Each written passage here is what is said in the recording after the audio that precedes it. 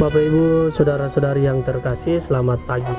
Panyambe, mari kita mendengarkan bacaan Injil dari Lukas 4 ayat 16 sampai dengan 30. Tuhan bersamamu.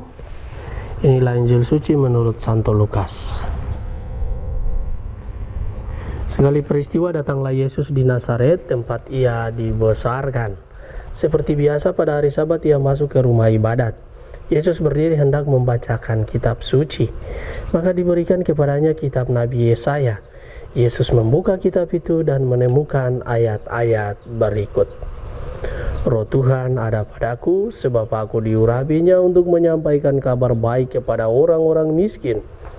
Dan aku diutusnya memberitakan pembebasan kepada orang-orang tawanan, penglihatan kepada orang-orang buta, serta membebaskan orang-orang yang tertindas. Aku diutusnya memberitakan bahwa tahun rahmat Tuhan telah datang.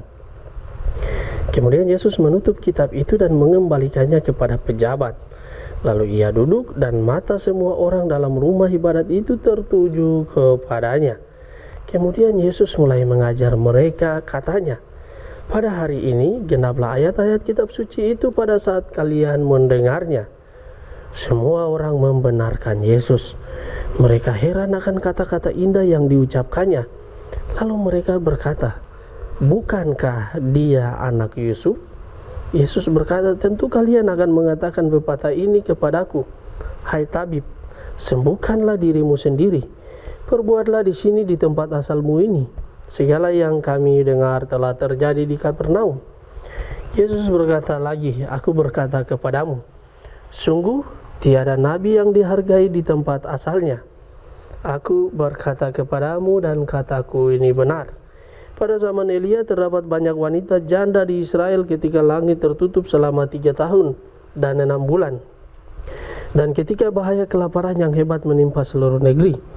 Tetapi Elia diutus bukan kepada salah seorang dari mereka, melainkan kepada seorang wanita janda di Sarfat di tanah Sidon. Dan pada zaman Nabi Elisa banyak orang kusta di Israel, tetapi tiada seorang pun dari mereka yang ditahirkan, selain Naaman orang Syria itu." Mendengar itu sangat marahlah semua orang di rumah ibadat itu. Mereka bangkit lalu menghalau Yesus keluar kota dan membawa dia ke tebing gunung tempat kota itu terletak, untuk melemparkan dia dari tebing itu. Tetapi Yesus berjalan lewat tengah-tengah mereka lalu pergi. Demikianlah sabda Tuhan. Bapak Ibu, saudara-saudari yang dikasihi dalam Kristus, tema yang akan kita renungkan itu berkaitan dengan penolakan. Pada awal karya misi publiknya, Yesus sudah mengalami yang namanya penolakan.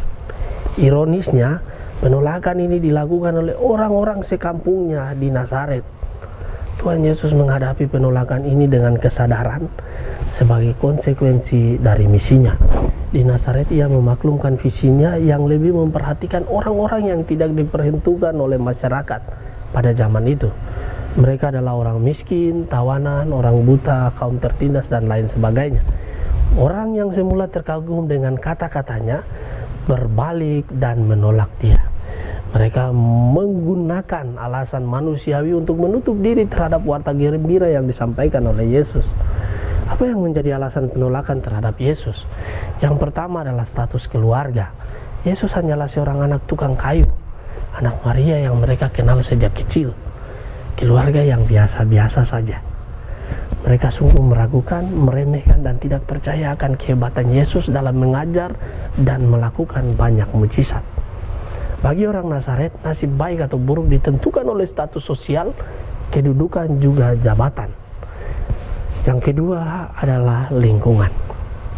Sesungguhnya orang Nazaret sudah mendengar sepak terjang Yesus dalam melakukan karya-karya kasih dan kehebatan dalam mengajar. Mereka sangat kagum dan takjub. Namun kekaguman itu tidak membuat mereka percaya. Bagaimana respon Yesus terhadap alasan penolakan atas dirinya? Yesus tidak marah, tidak benci terhadap orang-orang yang menolaknya. Dia tidak menyerah begitu saja terhadap kondisi yang dialaminya. Ia bahkan tetap fokus kepada visi dan misinya untuk melanjutkan pekerjaan yang harus ia kerjakan. Bapak Ibu, saudara-saudari yang terkasih, pelajaran yang kita terima dari bacaan kitab suci hari ini adalah pertama, jangan pernah membenci, kecewa, dan patah semangat bila keberadaan kita ditolak oleh siapapun kalau kita berjuang untuk sebuah kebenaran. Menegakkan kebenaran selalu mengandung risiko ditolak, dibenci, bahkan diasingkan.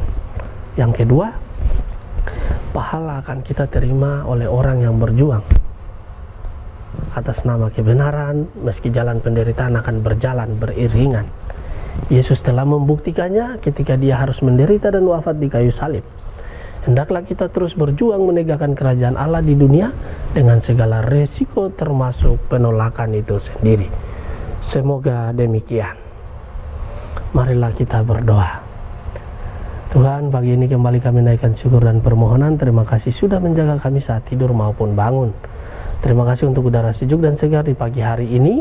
Bukalah senantiasa mata hati kami di awal hari ini. Mampukanlah kami memandang kemurahan dan karya-Mu, serta memuji dan memuliakan-Mu melalui pekerjaan dan pelayanan kami sepanjang hari ini. Bimbinglah kami selalu untuk menyadari kesalahan kami dan bertobat sehingga kami sungguh rendah hati, mau membuka hati dan siap menerima rahmat-Mu yang akan tinggal di dalam hati kami.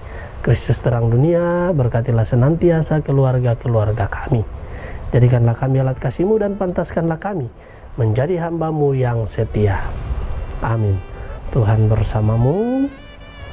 Semua orang yang kita kasih dan doakan, seluruh aktivitas kita sepanjang hari ini senantiasa dibimbing, dilindungi, dan diberkati oleh berkat Allah yang kudus, Bapa dan Putra dan Roh Kudus.